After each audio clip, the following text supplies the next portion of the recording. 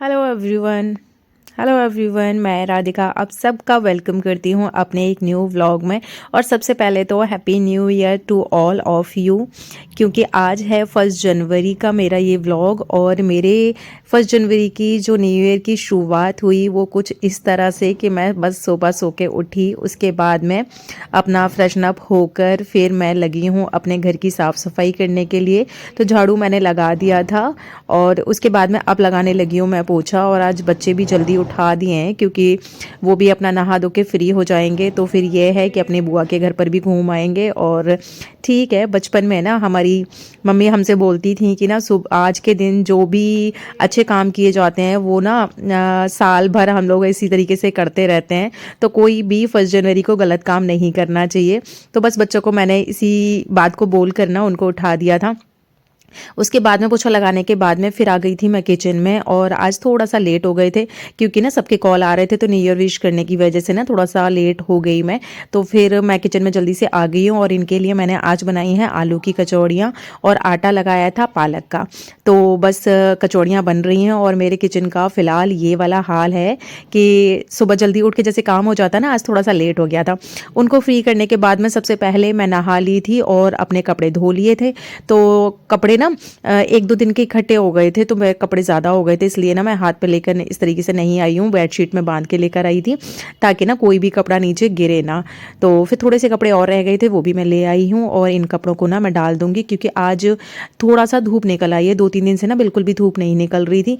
अब आज धूप निकल आई है, तो फिर मैंने कपड़े यही सोच के वॉश कर दिए थे सारे।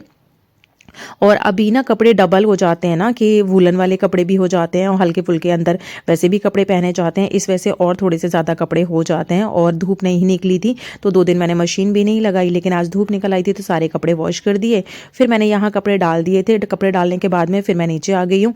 और सबसे पहले आज मैं अपनी माता रानी को नहलाऊंगी।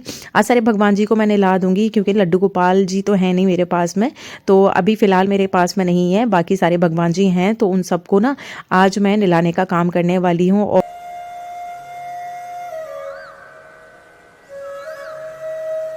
माता रानी को जब मैं लेने के लिए गई थी ना, तो उनको नहलाने के लिए पानी गर्म करने के लिए रख गई थी। तो वो बस मैंने चेक किया है तो थोड़ा सा ज़्यादा गर्म हो गया था पानी, तो उसमें मैंने ठंडा पानी मिक्स कर दिया है। और सर्दियाँ भी बहुत ज़्यादा है ना, तो माता रानी को भी तो ठंड लगती ही होगी, इसीलिए मैंने थोड़ा सा पानी गर्म कर लिया था। यहाँ मैं माता रानी के वस्त्र और उनका जो श्रृंगार किया जाता है वो सब कुछ ना मैंने निकाल दे रही हूँ यहाँ पे। और इन पहले तीनों देवियों को मैंने नहलाया है। इसमें गणेश जी हैं, सरस्वती माँ हैं और माँ भगवती हैं और पीताम्बरा माँ हैं। तो उन सबको नहलाने के बाद में फिर मैंने उनको टॉवल से अच्छे से पोंछ दिया था। और उसके बाद मैं उनको उनके वस्त्र पहना दूंगी और उनका यहीं पर श्रृंगार पूरा कर दूंगी। और माँ भगवती ना छोटी सी हैं, मतलब कि मेरा मंदिर भी छोटा सा ही है और जो भी देवी देवता है ना वो भी मेरे छोटी छोटी सी मूर्तियाँ हैं, तो बड़ी सुंदर लगती हैं। ये वाली माता रानी तो बहुत ही सुंदर लगती हैं। ये तैयार होने के बाद में कुछ इस तरह से दिख रही हैं। तो माता रानी को मैंने नहला धुला के तैयार करके बिठा दिया है। फिर यहाँ मैं धोने लगी हूँ राधा कृष्ण की मूर्ति। तो ये मूर्तियाँ ना पीतल की हैं, तो थोड़ा टाइम तक अगर वॉश ना करो तो वो हो जाता है ना, ब्लैक हो जाती हैं। तो फिर मैंने यहाँ पे ये पीताम्बरी तो नहीं है, वो है धारा करके एक आता है, तो बस उससे ना मैंने हनुमान जी और राधा कृष्ण ना एकदम से चमका दिए हैं। फिर ये मैंने पूजा की थाली भी वॉश कर ली है। अब चल रही हूँ मैं वापस मंदिर में। तो माता रानी को और सारे भगवान जी को ना उनकी जगह पर वापस से मैं विराजमान कर दूंगी। और यहाँ जल्दी से कर लेती हूँ मैं अपना पूजा पाठ और दिया बत्ती। फिर उसके बाद में बच्चों को भी टीका लगाऊंगी। और यहाँ दोनों बच्चे भी हैं मेरे साथ में पूजा करने के लिए। तो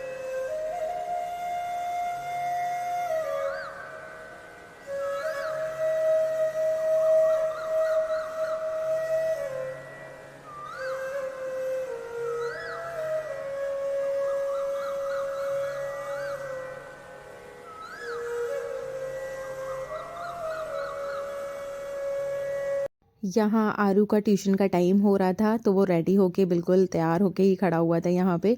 और किट्टू भी है, किट्टू नहा कर आई है, तो उन दोनों की भी मैंने टीका लगा दिया है। और इनके डैडी को सद्बुद्धि प्रदान करना मेरे अंदर तो पहले से ही है।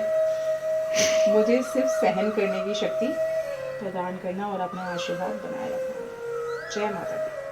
ना पूजा पाठ ख़त्म करने के बाद में आ गई हूँ मैं किचन में। और आज 1 जनवरी है, न्यू ईयर का मतलब कि नए साल की शुरुआत है, पहला दिन है साल का। तो मैं यहाँ कुछ मीठा बनाना तो बनता ही था, इसलिए अभी मैं बनाने लगी हूँ सूजी का हलवा। क्योंकि बच्चों से पूछा था तो काफ़ी टाइम से हलवा बनाया नहीं है मैंने, तो आज उनकी हलवा खाने की डिमांड थी। तो मैं यहाँ सूजी का हलवा बना रही हूँ। तो थोड़ा सा ना छोटी सी एक कटोरी है, तो एक कटोरी भर के मैंने सूजी ली है और उसको देसी घी के साथ में ना अच्छे से भून लिया है डार्क ब्राउन होने तक। क्योंकि ना जो वाइट वाइट हलवा होता है ना, तो वो बच्चों को भी पसंद नहीं आता, मुझे भी नहीं आता है। और कम धीमी आंच करके ना फिर इस कलर तक अगर सूजी को भून लेते हैं ना, तो जब हलवा बनाते हैं तो एक एक सूजी बिखरी हुई होती है और खाने में भी टेस्टी लगता है, दिखने में भी बड़ा अच्छा लग रहा होता है। इसी स्टेज पर मैंने डाल दी है उसके अंदर चीनी। और आज ना इलायची मेरे पास थी नहीं, सिर्फ एक ही इलायची थी, तो उसको सोने की तरह रखा मैंने कि गिर ना जाए उसका एक भी दाना। तो यहाँ मैंने उसको अच्छे से कूट के फिर डाल दिया है मैंने हलवे के अंदर। और दूसरी साइड में बनाने के लिए रख दी है चाय। तो इधर चाय बना रही है किट्टू, तो उसमें दूध पानी वो एक साथ ही रखती है, उसके बाद में चीनी चाय पत्ती अदरक वगैरह ना इस तरीके से बनाती है वो। लेकिन जब जो चाय बनाती है ना वो बहुत अच्छी बनती है उसकी चाय। अब ना हलवा भी मेरा बिल्कुल बन के रेडी होने वाला है। क्योंकि ना बिल्कुल सूजी ने ना घी अलग अलग ऊपर की साइड में आ गया है सूजी के ऊपर। और जो हलवा होता है वो बिल्कुल ना जैसे कि छिटकना बंद हो जाता है और नीचे कढ़ाई से चिपकना बंद हो जाता है। और जो घी डालते हैं इसमें वो ऊपर की साइड में आने लग जाता है। तो इसका मतलब है कि हमारा जो हलवा है वो बिल्कुल रेडी हो गया है और बहुत ही क्रीमी हलवा बना है। देख ही रहे हो आपके, कलर भी इसका कितना अच्छा आया है। उसके बाद में हलवा रेडी होने के बाद में फिर मैंने यहाँ पर बादाम काट लिए थे, वो मैंने इसके ऊपर डाल दिए हैं। और सबसे पहले मैं माता रानी का भोग लगाने के लिए कटोरी में लेकर जा रही हूँ। तो यहाँ थोड़ा सा रख के फिर मैं माता रानी को भोग लगा के फिर ये वाला जो हलवा है वो पूरे हलवे में मैं मिक्स कर दूँगी।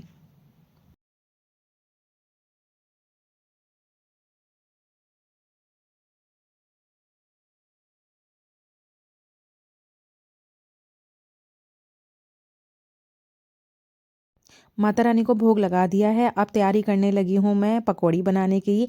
तो सबसे पहले मैंने पालक लिया है, तो उसको काट के डाल ले रही हूँ मैं।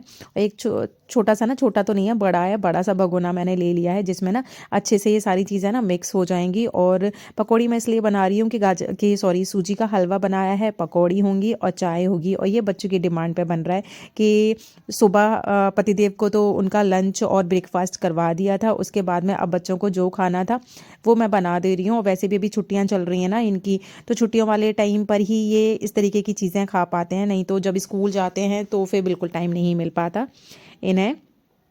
तो मैंने सरसों का तेल उसमें डाल दिया है और सरसों का तेल ही यूज़ करती हूँ मैं जब पूड़ियाँ बनाती हूँ इस तरीके से या पकौड़ी वगैरह बनाती हूँ। तो यहाँ बेसिक से मैंने मसाले इसमें ऐड कर लिए। थोड़ी सी मैंने हल्दी भी डाल दी है क्योंकि बेसन उतना पीला नहीं होता ना, इसलिए मैंने थोड़ी सी उसमें हल्दी हल्दी डाल के फिर बेसन डाल के अच्छे से मैंने इसको मिक्स कर लिया है। और अब सेक लूँगी मैं अपनी पकौड़ियाँ। तेल भी खूब अच्छे से गर्म हो गया था। सरसों का तेल ना मैं पहले ही गर्म करके मतलब कि उसका जो कच्चापन होता है वो पूरा निकाल के फिर मैं एक डब्बे में भर के रख देती हूँ। तो इससे ये होता है कि जब भी मुझे पूड़ी वगैरह कुछ बनानी होती है ना तो जल्दी से बना देती हूँ। बच्चे आजकल ना सर्दियों का टाइम है इसलिए ना देसी घी के पराठे भी खाना पसंद नहीं करते क्योंकि थोड़े ठंडे हो जाते हैं पराठे, तो फिर वो जमने लग जाता है घी, इसलिए उनको पसंद ही नहीं आते। तो तेल के पराठे ही वो खा लेकर जाते हैं अभी।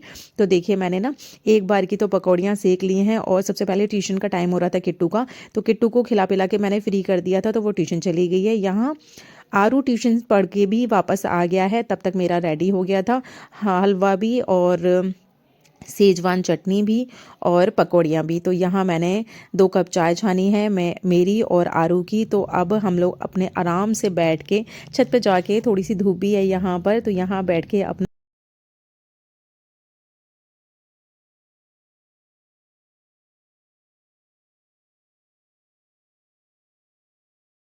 यहाँ अपने बालकनी के छोटे से गार्डन में बैठकर मुझे बहुत मज़ा आता है, बहुत अच्छा लगता है, बहुत ज़्यादा सुकून भी मिलता है। तो यहाँ मैंने और आरू ने पकौड़ियाँ खाई हैं। वो बोल रहा था कि सेजवान चटनी मम्मा आपने मंगाई थी या फिर बनाई है, तो मैंने कहा बनाई थी। तो बोल रहा है कि बहुत अच्छी बनाई है।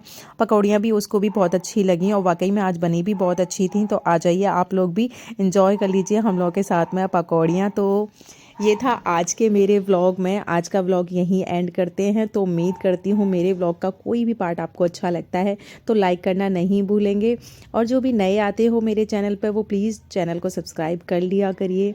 मिलते हैं फिर नेक्स्ट वीडियो में, तब तक अपना ध्यान रखिए। Till then bye bye.